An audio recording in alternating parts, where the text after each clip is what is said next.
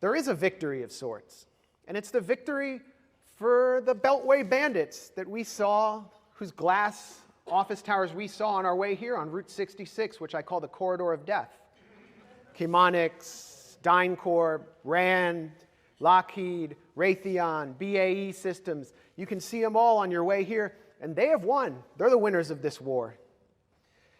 And the people they fund on K Street's neoconservative think tanks, and the politicians whose legislation they author. Nikki Haley, who's got a future on the board of Raytheon or Lockheed. And they have actually put forward a very disturbing vision for Ukraine for the long term. Ukraine as an ethno-nationalist, Spartan, hyper-militarized bastion armed to the teeth by NATO, existing for years in a state of permanent war for Russia and us, the taxpayers, with nothing we can do about it. Zelensky articulated this vision in a chilling statement this April. Here's what he said: "We cannot talk about being a Switzerland of the future, but we will definitely become a big Israel with its own face.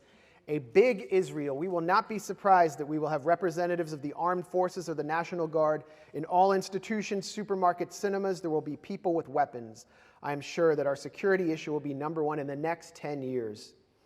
And by the time Zelensky said that in April, NATO leaders were already imagining a, quote, Israeli-style security agreement for Ukraine that would, quote, give priority to arms transfers and advanced technology.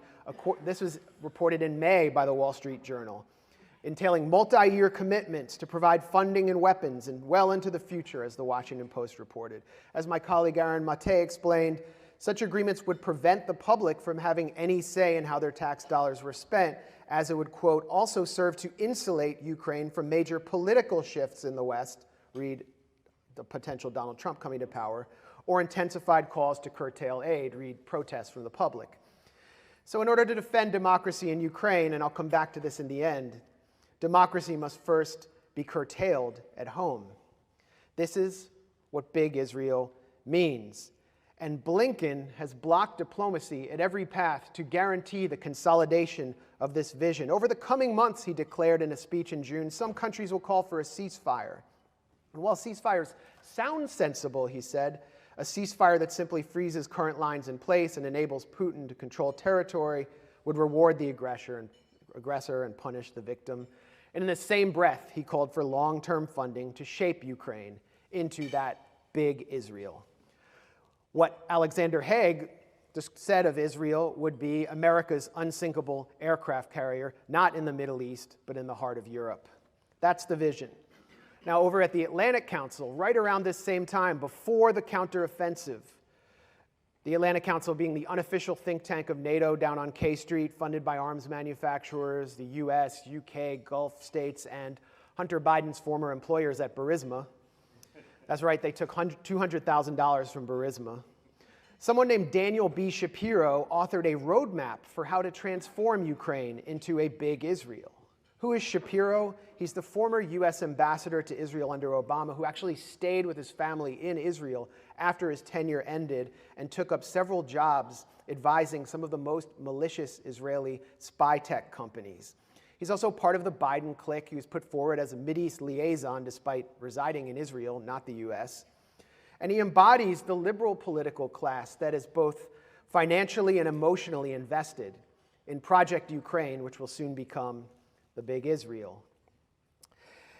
Shapiro, in his first guideline for turning Ukraine into big Israel, stated, technology is key. Of course he would say that. Now, first of all, Daniel Shapiro, he was a consultant for West Exec Advisors, a consulting firm founded by Tony Blinken, now Secretary of State, to hump in contracts from tech companies through the Pentagon. So it's very lucrative for him to have another tech center in Ukraine that's in a perpetual state of war. He also worked with the NSO Group, the Israeli company, which has been responsible for spying on dozens and dozens of journalists, human rights activists, common citizens, was even allegedly involved in the killing of Jamal Khashoggi. This guy likes tech. He likes tech for very specific purposes.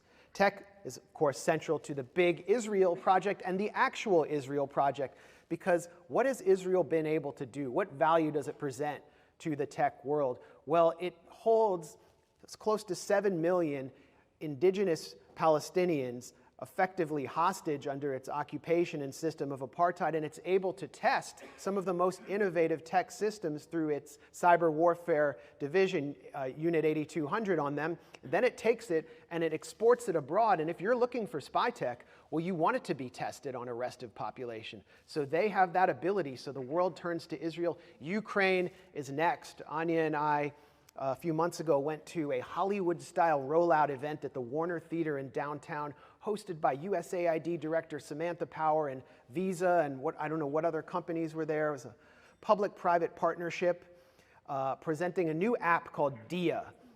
Google was there. And Dia was marketed by the Minister of Technology in Ukraine on stage as a state in an app, or a state in a smartphone. Over 30 governing functions are provided to you, and actually you're required to use them with this app. So you can present your digital vaccine passport to get into restaurants, you can present your digital ID, you can make financial exchanges with your digital currency, and you can snitch on your neighbor with a new function called e-enemy. It's literally called e-enemy, and you can snitch on your Russian-speaking neighbor, have him turned into the SBU, and he'll turn up in a mass grave in a ditch by Sunday. Isn't that amazing? That's what they literally presented. You can even report Russian positions for drone strikes. So tech in a war zone like Ukraine will accelerate the fourth industrial revolution and the Great Reset that World Economic Forum Director Klaus Schwab said would merge the digital with the biological. Countries like Ukraine in conflict zones are necessary, just as Israel is necessary, a state in permanent war.